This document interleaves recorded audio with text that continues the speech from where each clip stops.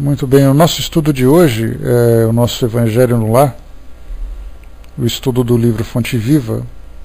O nosso tema de hoje será o texto de número 7, Pelos Frutos, que é um tema bastante claro para nós. Aliás, a maioria, praticamente todos os textos que nós estudamos, eles são claros para aquilo a que eles se propõem. São bem objetivos, são bem didáticos, mas a dificuldade que nós encontramos é expandir um pouco mais a nossa visão para aplicá-lo naquilo que nós vivemos no dia a dia. E é muito comum, quando a gente pega um texto doutrinário, um texto principalmente voltado para a evangelização, a gente procura na nossa cabeça quem são as pessoas que se encaixam naquela situação. Eventualmente a gente consegue até se encaixar, mas normalmente a gente pega um texto que, quando chama a atenção para determinada característica ou determinada situação de imperfeição moral, a gente sempre procura, né? Eu conheço uma pessoa que é assim, conheço uma outra que é desse jeito também, e a gente acaba não aplicando aquilo para nós mesmos. É importante. Então, na verdade, esses estudos que a gente faz é sempre tentar aplicar isso, fazer com que a gente faça uma leitura, mas muito mais voltada para a nossa transformação do que necessariamente para a transformação do mundo. Porque quando a gente olha para o mundo, a gente diz assim, né? Porque lá naquele país, naquela região, aquelas pessoas, o planeta de um modo geral, e a gente se esquece que nós fazemos parte desse planeta, nós fazemos parte dessa comunidade. Né? Bom dia, Zé, bom dia, Ju. Então, esse nosso texto, eu queria começar aqui com uma passagem que a maioria conhece, mas vale a pena a gente reforçar. Conta um pouquinho da história da Mansão do Caminho, a obra social do Centro Espírita Caminho da Redenção, lá em Salvador, como ele começou. E aí a gente vai conseguir encaixar um pouquinho nesse nosso texto de hoje, nesse nosso estudo de hoje. Foi por volta de 1948 que o Divaldo Franco fazia uma viagem, e nessa viagem, era uma viagem de trem, com o seu amigo o Nilson, né, que até hoje o acompanha na administração da Mansão do Caminho, e em determinada momento ele acabou tendo uma visão, ele olhava pela janela e acabou tendo uma imagem que foi formada ali diante dos seus olhos, ou a sua mente, né? Ele via um lugar assim que era bastante arborizado, que tinha bastante construções, e nessas construções pessoas e crianças transitavam, indo e vindo, brincando, ou se movimentando dentro desse ambiente. E nesse lugar ele tinha, no momento em que ele fixou essa imagem, ele viu um homem de costas. E esse homem foi virando de frente para ele, e para sua surpresa ele viu a si mesmo, numa idade mais avançada. E ele acabou tendo ali aquele grande impacto.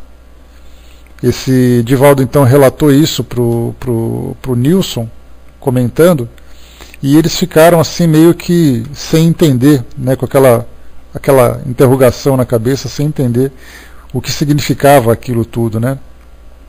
E aí então, depois de um tempo,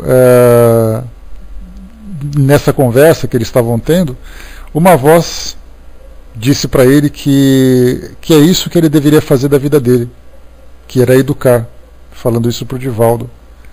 Um ano depois, numa reunião mediúnica que teve lá no centro que eles frequentam, um espírito se manifestou através do próprio Divaldo, dizendo que havia um programa espiritual para que fosse construída lá na cidade de Salvador uma obra de educação baseada ali naqueles lares substitutos, né, para idosos, para crianças, para pessoas que necessitavam de um amparo social, e eles poderiam tentar cumprir esse compromisso, realizar essa empreitada.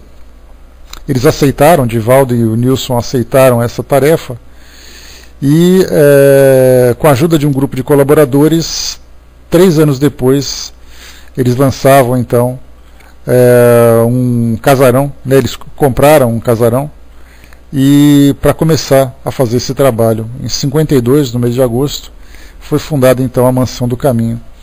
E Divaldo costuma contar que essas orientações foram transmitidas para ele. Bom dia, pessoal que chegou. Foram transmitidas, algumas orientações foram transmitidas para ele, dizendo que ele era realmente um bom palestrante. Aliás, o Divaldo sempre conta que desde a adolescência ele já era uma pessoa que tinha uma facilidade enorme de se comunicar, e a transmissão, né, dos textos da mensagem espírita é algo comum para ele, que a partir dos 17 anos, se eu não me engano, ele começou a frequentar centros e tudo mais. Só que o que chamaram a atenção dele foi o seguinte: Divaldo, de nada adianta você fazer palestras, você transmitir essa mensagem da doutrina espírita, se você não tiver uma obra que sustente as suas palavras. Porque falar é muito fácil, realizar é muito difícil.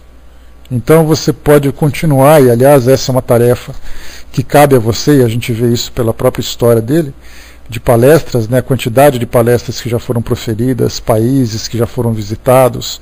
O Brasil praticamente inteiro já teve a visita, já recebeu a visita do Divaldo e tudo mais, mas algo que chamaram a atenção foi isso.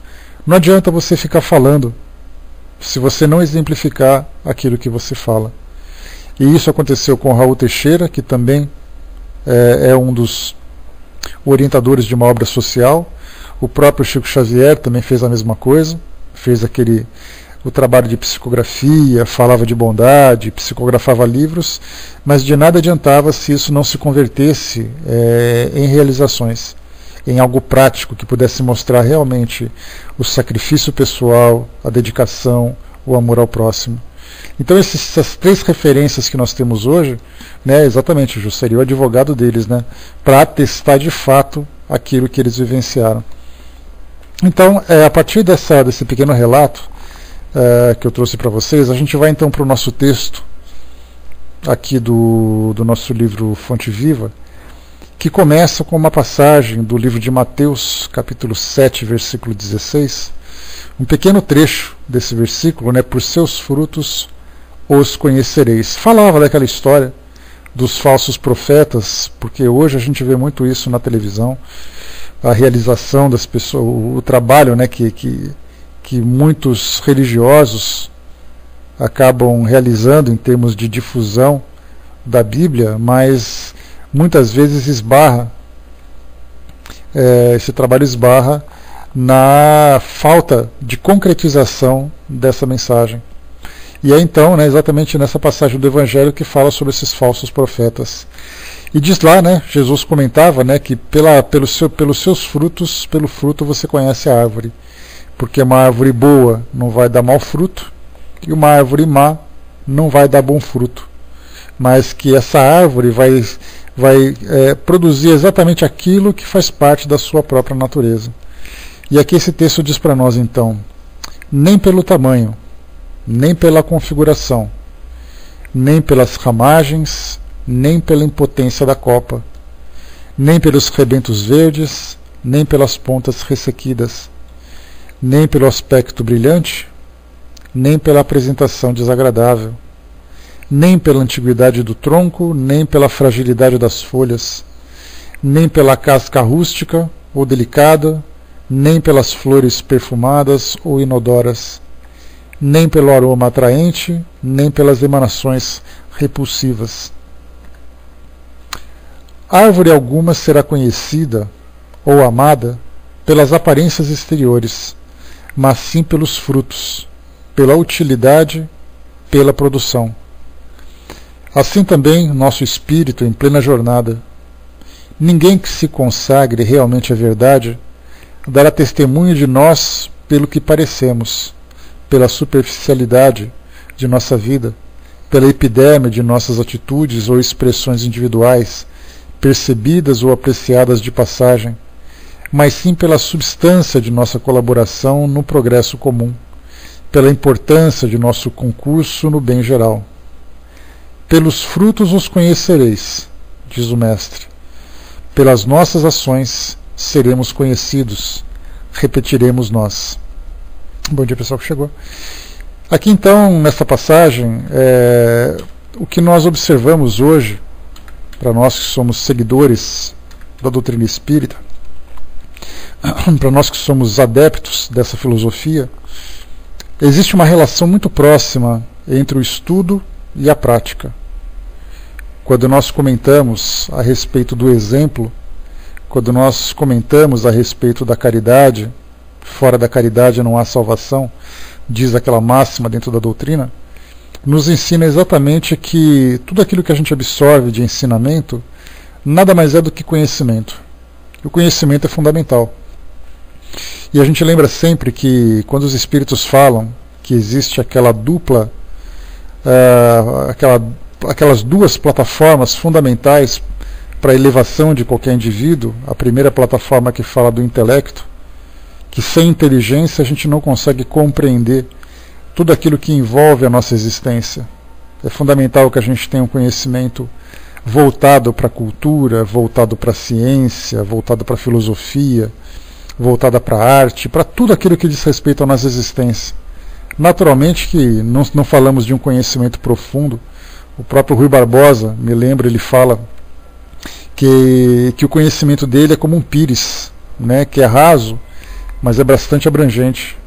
Assim também nós, através dos nossos estudos, né, e quando um estudo é bem dirigido dentro de uma instituição, ou quando nós somos motivados a estudar através dos livros, através das palestras e tudo mais, a gente sempre acaba assimilando algo novo, assimilando uma nova informação que vai ali preenchendo a nossa cultura, em termos de história, em termos de localização, em termos de personalidades, a vivência de cada uma, e a gente o tempo todo estudando e adquirindo cada vez mais conhecimento. Isso é fundamental para que nós possamos direcionar, né, essa proposta filosófica, a proposta espiritual que nós abraçamos.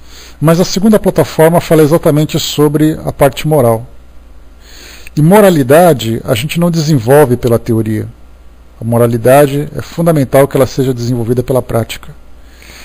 Eu pensava nessa semana, uma situação que eu acabei me deparando, falando sobre a prática dos trabalhos que a gente realiza dentro da doutrina espírita, frequentando o centro espírita, num grupo de estudo, num grupo, seja lá como for. E é interessante a gente perceber que conforme a gente vai tendo contato com outras pessoas, com suas necessidades, com suas dificuldades, a gente vai desenvolvendo em nós uma certa sensibilidade. Essa sensibilidade faz com que a gente tenha compaixão pelas pessoas, algumas vezes até pena, né? Essa pena não é no sentido negativo, mas é nós nos envolvermos sentimentalmente com a dor das pessoas, né? Principalmente agora que a gente viu essa situação que aconteceu aqui no Brasil, lá no Sul, né, com aquela tragédia em Santa Maria. Quando a gente viu assim muitas pessoas sofrendo, a dor de muita gente perdendo entes queridos, vendo aquela tragédia toda, aquele sofrimento, mas ao mesmo tempo a gente percebia a grande mobilização da sociedade tentando auxiliar aquelas pessoas, né, com relação a atendimento médico, com relação a atendimento psicológico, atendimento até jurídico, de certa forma, com transporte, com tudo aquilo que era necessário. A gente já vê muito isso nas grandes tragédias. Quando acontecem essas grandes catástrofes, a gente vê uma mobilização muito grande da sociedade, levando mantimentos, roupas, remédios, transporte, aquela coisa toda. E é nesse momento em que a gente começa a sentir de fato o efeito prático desses valores. Quando você olha para alguém que está sofrendo e você consegue oferecer alguma coisa para ela, e ela te agradece de volta, isso de certa forma acaba tocando, né, o coração de cada um que está envolvido nesse trabalho. E isso não necessariamente apenas dentro das tragédias, mas no nosso cotidiano, no nosso dia a dia. Todas as pessoas têm ali as suas carências, têm as suas dificuldades, passam por seus problemas que nem sempre conseguem resolver sozinhas, né, precisam de uma conversa amiga, de um ombro, de uma mão que possa dar o amparo.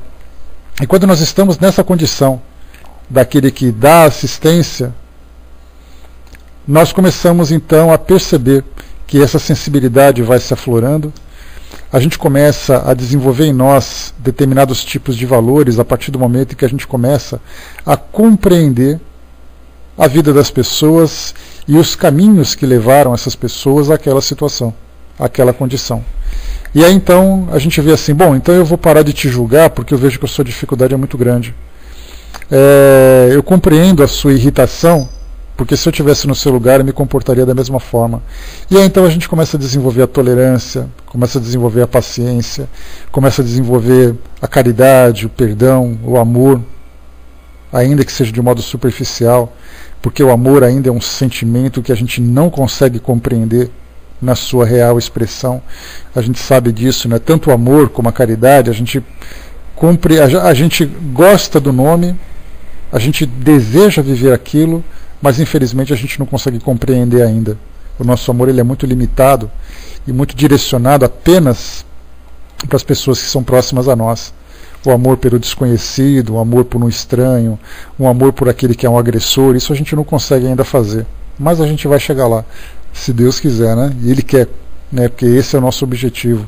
Que a gente sempre lembra que todos nós estamos condenados a sermos felizes, né? Mas essa felicidade ela depende da nossa própria transformação. E aí então, através desse contato com essas dificuldades todas, a gente começa a se transformar de fato. E a gente sai da teoria, quando você fala sobre indulgência, que significa você não julgar antecipadamente uma pessoa, mas você simplesmente conviver com ela, né, e você ajudá-la naquilo que ela tem necessidade. Quando a gente fala sobre tolerância, tolerância é aceitar as diferenças que outras pessoas têm daquilo que nós temos o hábito de viver. Quando a gente fala sobre perdão, é uma palavra muito bonita, né? Perdoar, antes perdoar que ser perdoado, como tem aquela mensagem, a oração da paz. Então perdão é uma palavra muito bonita, uma palavra muito fácil de ser dita, mas muito difícil de ser praticada. Então, nesses momentos em que nós estamos ativos no bem, porque tem uma passagem interessante que eu até lembro, né, que diz assim que não adianta você ser passivo sendo bonzinho, mas é importante você ser ativo fazendo o bem. Existe essa diferença significativa entre atividade e passividade. Quando nós estamos envolvidos com uma tarefa, seja ela qual for, nós estamos sendo ativos. E somente através dessa atividade a gente começa a ter contato com essas experiências. A experiência é adquirida através do exercício desses nossos valores. Então a gente vai praticando o tempo todo. Daí então, voltando para aquele nosso raciocínio inicial, quando a gente, né, pois é, geralmente utilizamos quando nos falta paciência, né? Exatamente. Então, naquele raciocínio inicial, quando dentro da doutrina aquela máxima diz que fora da caridade não há salvação, essa frase ela já daria para nós um tema de uma palestra profunda, com debates assim significativos. Porque fora da caridade, a caridade nada mais é, como já foi dito pelos Espíritos, caridade nada mais é do que o amor em ação. E não há salvação. Essa salvação, dentro da visão dogmática, é aquela coisa de que Jesus vai te salvar, é só você ficar quietinho, parado, que tudo vai dar certo, é só você não fazer nada de errado que você vai ser resgatado e você vai para o paraíso, aquela coisa toda. Mas na prática a gente sabe que é diferente. Essa salvação significa nós nos libertarmos dos nossos próprios sofrimentos, né, dos grilhões.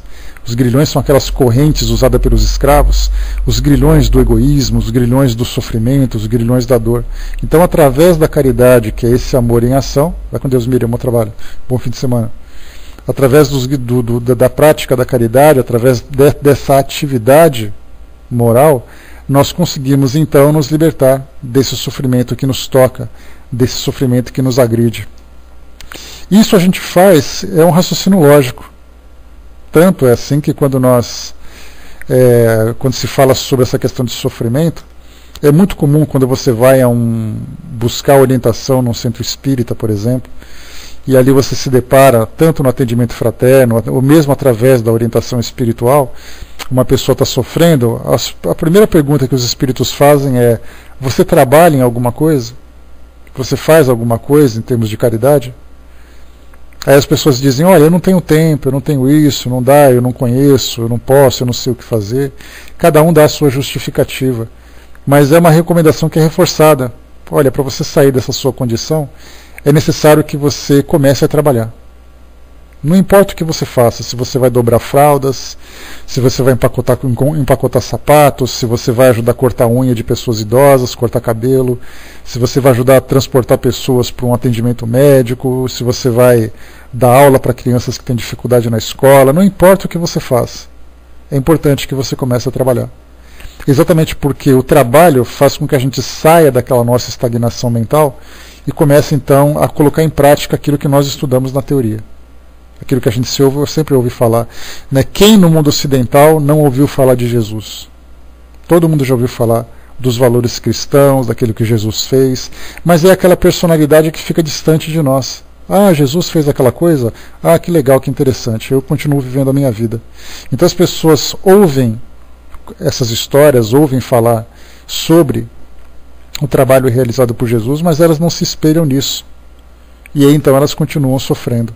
Então essa estagnação que a gente fica, de ficar sempre envolvido com os nossos próprios problemas, com as nossas próprias dificuldades, isso na verdade vai fazendo com que a gente se feche dentro desse casulo em que a gente vai se protegendo, tentando afastar essa dor que a nossa vida em sociedade acaba impondo. Então a gente acaba se tornando um espírito endurecido. Esse espírito endurecido é aquele que se fecha dentro da sua própria revolta, dentro do seu próprio egoísmo, e não se preocupa mais, não se sensibiliza com aquilo que acontece à sua volta. E a gente vê hoje na nossa sociedade bastante individualista, cada um vivendo a sua própria vida. Ninguém tem tempo para ninguém, ninguém se preocupa com ninguém. A gente se choca quando acontece uma grande tragédia na televisão, mas a gente não se preocupa com aquilo que acontece na porta da nossa casa, no nosso caminho para o trabalho, na porta do nosso trabalho, dentro do nosso ambiente. Isso porque a gente está tão preocupado, não, eu tenho que sobreviver, eu sou um sobrevivente do mundo. E é exatamente essa falta do exercício desses valores que a gente sempre ouve falar. Muitas pessoas gostariam de ser boas. Se você perguntar para as pessoas assim na rua e disser assim, escuta, você gostaria de ser uma pessoa do bem? A maioria vai dizer sim, eu gostaria muito. Mas entre gostaria de ser uma pessoa do bem e ser uma pessoa do bem existe uma diferença significativa. Então as pessoas desejam realmente viver esse modelo de conduta, né, na nossa sociedade, deseja ser uma pessoa amorosa, deseja ser caridosa. A gente olha e fica admirado com o que algumas pessoas fazem. Poxa vida, eu queria poder fazer aquilo que ela faz. Então a gente fica admirado com as boas ações, mas a gente não consegue praticar essas mesmas ações. Porque a gente acaba exatamente tendo dificuldade de colocar de exercitar esses valores no nosso dia a dia, no nosso cotidiano. Mas quando a gente começa a estudar a doutrina espírita, e quando ela nos chama a atenção que fora da caridade não há salvação, que a caridade é o exercício, a salvação significa a paz de espírito, a construção da felicidade dentro de si mesmo, o equilíbrio, o desenvolvimento dos valores, a sensibilidade que vai se tornando mais aflorada, como a gente já conversou. E aí então, quando a gente começa a estudar sobre esse tema e a gente vê a necessidade de pôr isso em prática, a gente começa a até fazer por uma questão de barganha, já que para eu alcançar esse estado de plenitude, de felicidade e tranquilidade, eu tenho que fazer isso, então eu vou começar a fazer. Então, na verdade, eu faço uma negociação com o divino, com o invisível, com o mundo superior, para mostrar assim, eu estou fazendo isso, em troca eu vou receber aquilo. Então a gente começa a fazer isso mais por uma obrigação. Muitas pessoas começam a trabalhar por uma necessidade de trabalho, por uma obrigação de trabalho, mas não faz isso com naturalidade, mostrando realmente, olha, eu tenho tanta coisa dentro de mim. Se nós pudéssemos contar aqui, a gente já falou sobre as horas de voo, né? Se a gente falasse aqui quantas horas de palestras a gente já ouviu, quantas horas de estudos a gente já participou, quantos livros a gente já leu, então significa que valores não faltam. Nós estamos muito bem abastecidos em termos de teoria. Então nós precisamos colocar em prática. E a gente só vai colocar em prática se nós tomarmos essa iniciativa, porque ninguém vai nos obrigar a fazer o que a gente quer. E isso significa o quê? Que se você consegue pôr em prática aquilo que você tem como teoria, e aí nós começamos a produzir exatamente esses frutos que esse texto nos fala. Porque é pelos frutos que nós conheceremos a árvore. A árvore somos nós. O fruto é aquilo que nós produzimos.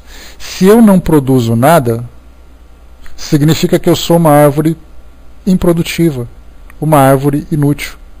E Jesus, quando falava nas suas parábolas, falava ali fazia as suas orientações, transmitia as suas orientações àqueles que eram seus seguidores, tanto os apóstolos como aquelas pessoas comuns que iam até ele para aprender um pouco mais, para adquirir um pouco mais de conhecimento. Ele usava uma linguagem utilizando elementos daquele ambiente onde eles viviam. A gente sempre lembra disso, né? As parábolas falam de rede, de peixe, de animais, de plantas, tudo aquilo característico daquela região. É a melhor forma que você tem, né? Fazer com que as pessoas... Sim, senhora Juliana. Né? Fazer com que as pessoas assimilem uma determinada mensagem. Daí ele utilizava essa linguagem bastante figurada, para que pudesse ser compreendida. Então, numa dessas palestras, principalmente quando ele falava sobre esses falsos profetas, né, que a boa árvore produz o bom fruto e tudo mais, ele usava uma linguagem muitas vezes bastante dura. E ele dizia assim: se uma árvore é improdutiva, corta e joga no fogo. É aquela história da figueira. Se a figueira não produz frutos, corta e joga fora. Não é um crime ecológico que ele está cometendo, a gente já conversou sobre isso. É uma linguagem figurada que era utilizada para que as pessoas pudessem compreender aquilo que ele estava querendo dizer. Então todos nós somos árvores. A pergunta é: que tipo de árvore nós somos?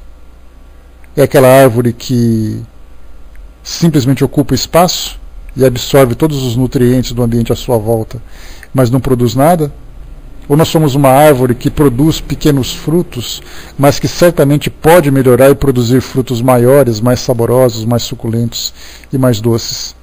Então, fazendo essa reflexão, quem nós somos exatamente dentro desse contexto, vai fazer com que nós reflitamos sobre aquilo que nós vivemos dentro da doutrina espírita, a forma como nós vivemos a doutrina espírita. Que não é simplesmente pelas aparências, pela palavra, mas é fundamentalmente pelas ações, pelo trabalho que nós realizamos, com toda essa bagagem que nós adquirimos. O soldado colocou um pouco mais acima: bom dia, Berdão, bom dia pessoal que chegou. O soldado colocou, né, será que existe isso, o tal de gostaria de ser do bem? Será que cada pessoa não é o que é?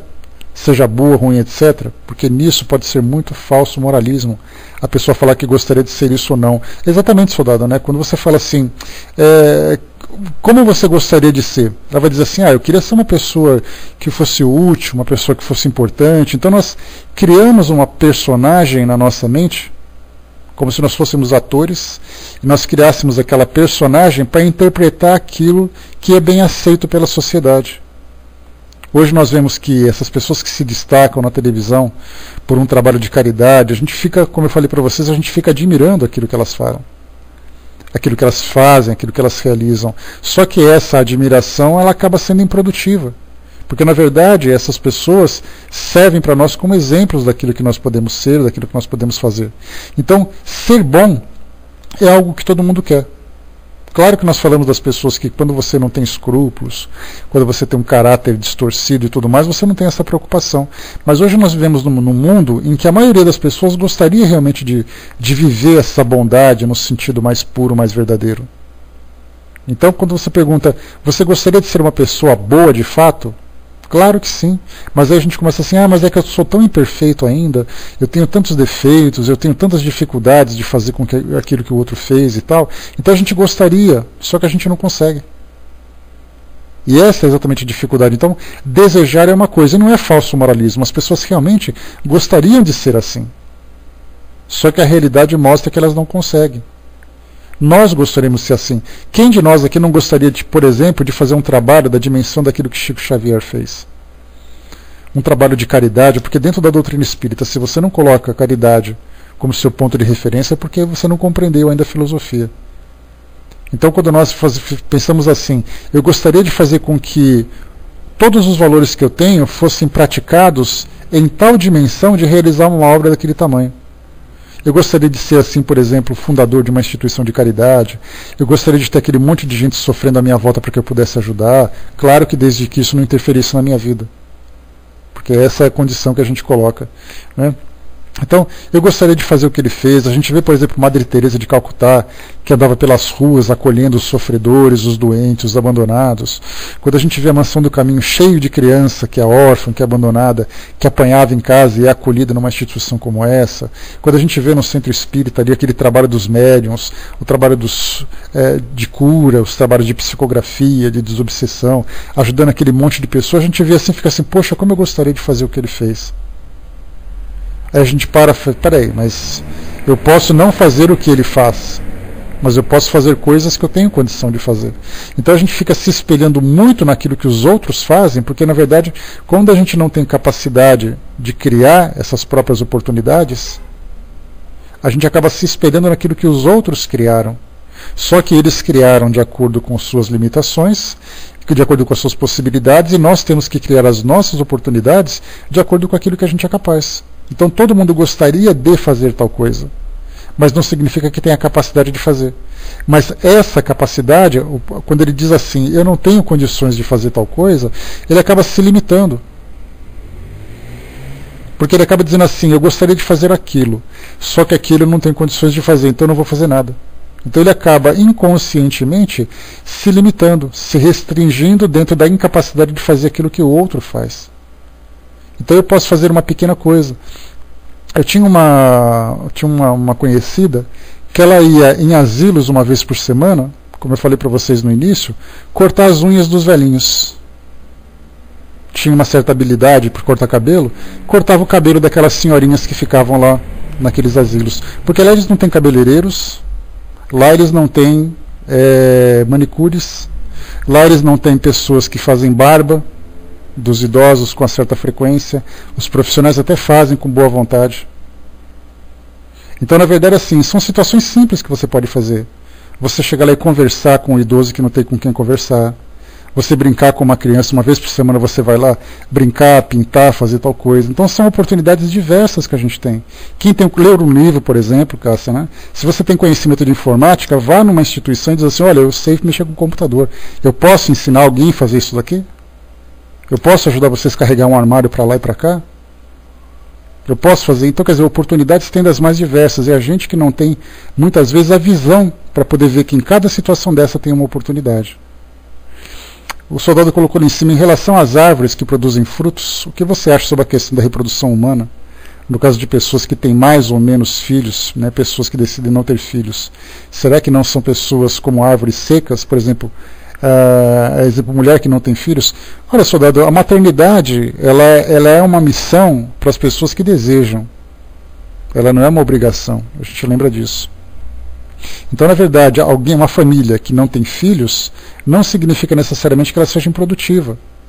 Porque tem muitas pessoas que têm filhos e não necessariamente são bons pais. Então, na verdade, maternidade e paternidade é uma missão pessoal do indivíduo, mas quando a gente fala sobre estar ativos, você não precisa pensar em ser ativos apenas restrito dentro daquele tipo de atividade.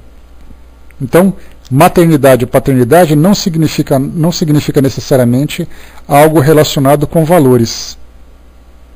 Porque a reprodução, na verdade, é algo natural. Os animais reproduzem.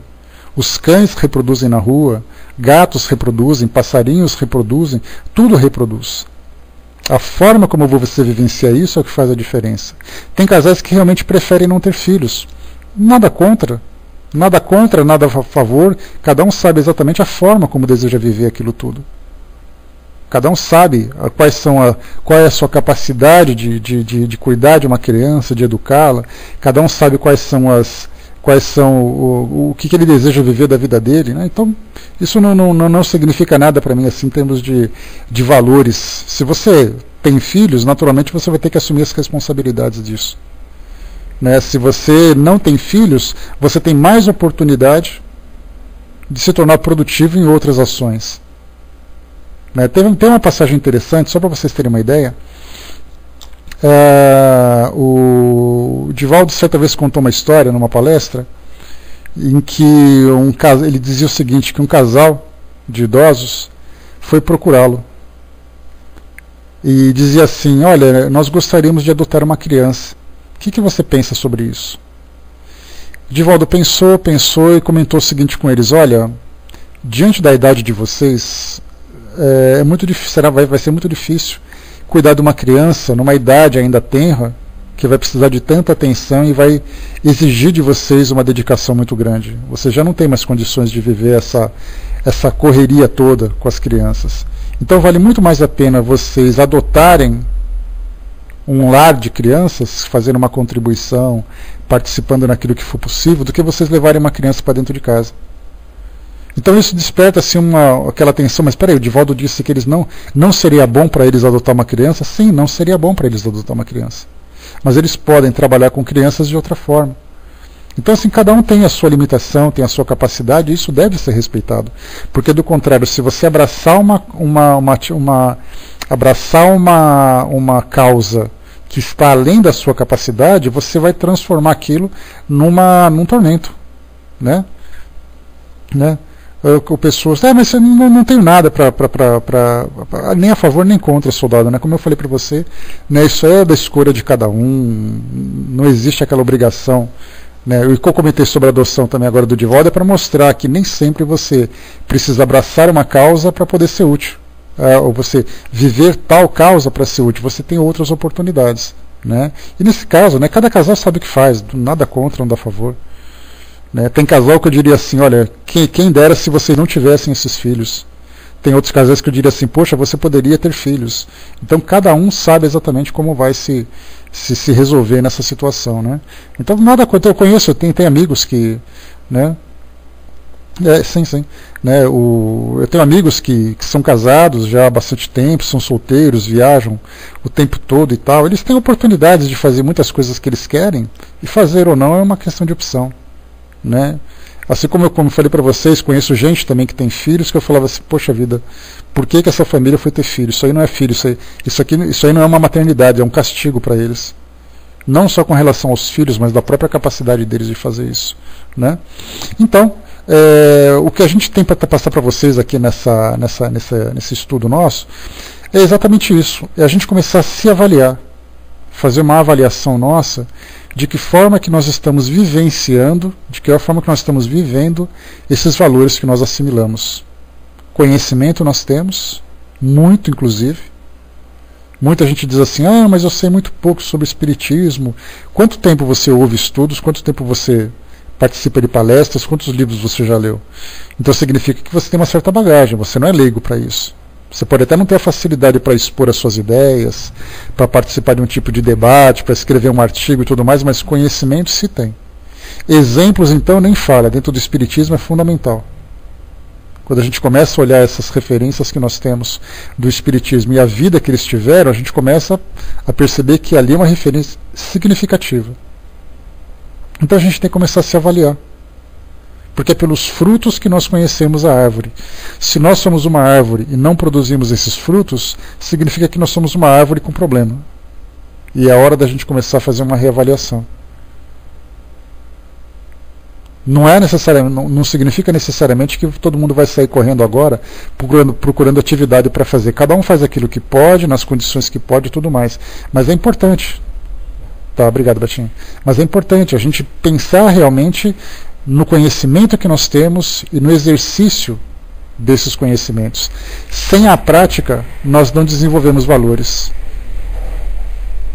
As referências que nós temos, por exemplo, do mundo espiritual, quando espíritos que eram espíritas, ou que continuam sendo espíritas no mundo espiritual, porque a gente não muda de uma hora para outra as nossas convicções, então eu desencarno, chego no mundo espiritual como espírita, dizendo assim, escuta, mas por que eu estou sofrendo? Eu sou espírita, eu frequentava lá o centro espírita, aquela coisa toda. Na verdade, a dificuldade que ele tem é porque ele não conseguiu desenvolver valores para sair daquela condição. E a gente já falei para vocês aqui de novo, né, que nós só conseguimos desenvolver valores, virtudes, se nós trabalharmos para isso. Sem o contato com o sofrimento, contato real com o sofrimento, sem o esforço, sem o sacrifício para tentar auxiliar aquele que precisa, a gente jamais vai conseguir desenvolver esses valores. Não adianta você falar de paciência se você não tem condições de exercer essa paciência. Não adianta você falar em amor ao próximo se você não tem condições de demonstrar realmente esse amor ao próximo. E essas são expressões, são palavras que a gente ouve o tempo todo dentro da doutrina. Quando a gente fala assim, porque caridade, amor, a gente ouve, nós somos massacrados por essas expressões. Só que não adianta a gente ficar apenas ouvindo essas expressões e repetindo essas expressões se elas não se tornarem para nós instrumentos de ação. Então pensemos nisso. Pensemos em nós como árvores e nos frutos que nós estamos produzindo. Se os nossos frutos não são bons, significa que nós também não somos bons. Se os nossos frutos são saborosos e são capazes de alimentar aqueles que estão à nossa volta, significa que nós somos uma árvore produtiva, uma árvore valiosa dentro desse pomar. Isso é fundamental. Né?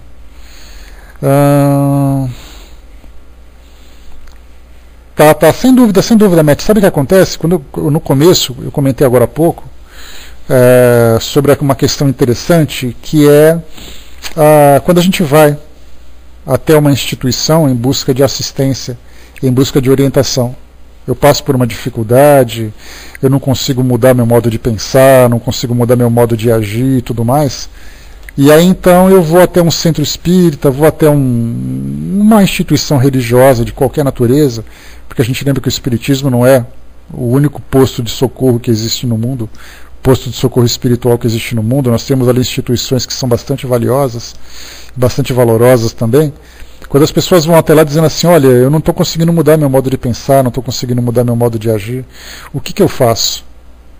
A primeira indicação que é feita é: você precisa trabalhar no bem, trabalhar por aqueles que precisam, porque é através dessa atividade que a gente muda o nosso modo de pensar.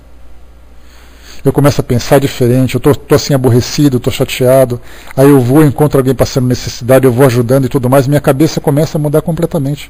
Então a indicação, o primeiro medicamento que eles indicam, a primeira terapia é a laborterapia. A laborterapia significa terapia através do trabalho. É frequentar uma instituição, se colocar à disposição como voluntário, buscar oportunidades de exercitar aquilo que nós aprendemos através dos nossos estudos, através das escolhas que a gente faz. E para nós que somos espíritas, isso é quase que uma obrigação moral. Porque o estudo diz para nós, se você não puser em prática aquilo que você estuda na teoria, de nada vai adiantar. Algumas religiões tradicionais sempre trazem aquela visão, né? Basta você cumprir com os rituais, que já é o suficiente para você alcançar o reino dos céus. A doutrina espírita, com os pés no chão, fala assim: negativo. Jesus disse a cada um segundo as suas obras. Então, na verdade, essa laborterapia é um trabalho fundamental para a gente poder mudar esse nosso modo de agir. A gente sai da nossa rotina, a gente sai daquela nossa condição de desequilíbrio emocional, daquela condição de irritabilidade, de aborrecimento, de impaciência. A gente começa a exercitar novos valores, e a gente sabe, quando a gente, nessas épocas de campeonatos, de Olimpíada, de Copa do Mundo, aquela coisa toda, se um atleta não exercita as suas virtudes, ele não vai conseguir colocar em prática isso no momento em que ele mais precisar. Nós somos atletas espirituais, André Luiz fala sobre isso. Não almeje, por exemplo, alcançar recordes, alcançar distâncias, alcançar isso, alcançar aquilo. Coloque em prática os seus valores morais. Seja um campeão de iniciativas, seja um campeão de amor ao próximo, seja um campeão de atividades. Isso sim vai nos transformar. Livro não muda a cabeça de ninguém se aquilo que ele leu naquele livro não for colocado em prática. As pessoas podem até encontrar um certo alívio, mas ela jamais vai conseguir transformar a vida dela se ela não puser aquilo em prática. Isso que é importante para nós. E é tão fácil a gente ter contato com isso, uma vez por semana, 1 hora por semana, dedicar uma parte da manhã, dedicar uma parte, né? Certo. Né? Então, na verdade, assim, né, é uma série de atividades que a gente vai somando. Né? Então, é buscar, por exemplo, uma orientação psicológica, buscar orientação médica, buscar atividades práticas de um modo geral. Então, tudo isso é um conjunto de fatores que vai transformando a nós mesmos. Quando a gente falou agora há pouco, né, que eu gostaria de ser uma pessoa do bem, muitas vezes as pessoas dizem assim: eu também gostaria de ser uma pessoa saudável. Só que não é você gostar de ser saudável, você precisa buscar essa condição saudável, você precisa buscar essa saúde. E para isso nós temos que dispor dos recursos que estão aqui à nossa disposição. Não basta apenas vontade sem atividade, sem ação, sem iniciativa. É isso que vai transformar a nossa vivência. Meus amigos, fechamos por aqui então. O nosso estudo de hoje falou sobre pelos frutos os conhecereis. Então, para nós que somos também seguidores desses valores cristãos, desses ensinamentos espirituais, aqui a gente fecha de novo repetindo esse trecho. Árvore alguma será conhecida ou amada pelas aparências exteriores, mas sim pelos frutos, pela utilidade, pela produção. Assim também nosso espírito em plena jornada. Ninguém que se consagre realmente à verdade, e nós nos consagramos a essa verdade. Nós acreditamos nessa verdade, nós queremos viver essa verdade. Então ninguém que se consagre realmente à verdade dará testemunho de nós pelo que parecemos, pela superficialidade de nossa vida, pela epiderme de nossas atitudes ou expressões individuais, percebidas ou apreciadas de passagem, mas sim pela substância de nossa colaboração no progresso comum, pela importância de nosso concurso no bem geral. Pelos frutos os conhecereis, disse o Mestre. Pelas nossas ações seremos conhecidos, repetiremos nós. Então essa é a mensagem para nós aqui desse nosso estudo de hoje. Eu vou passar para o nosso amigo Elcio, que vai fazer encerramento para nós, torcendo, Elcio, para que o seu áudio esteja 100% agora. Tá legal? Mas façamos essa reavaliação, pessoal. Tá? De que forma que a gente está levando a nossa vida dentro daquilo que nós assimilamos? Eu sou espírita porque é bonitinho ser espírita, porque eu gosto de ser espírita, ou o espiritismo realmente é uma ferramenta transformadora para mim? E é isso que eu busco, essa profunda transformação. Se eu apenas admiro e gosto,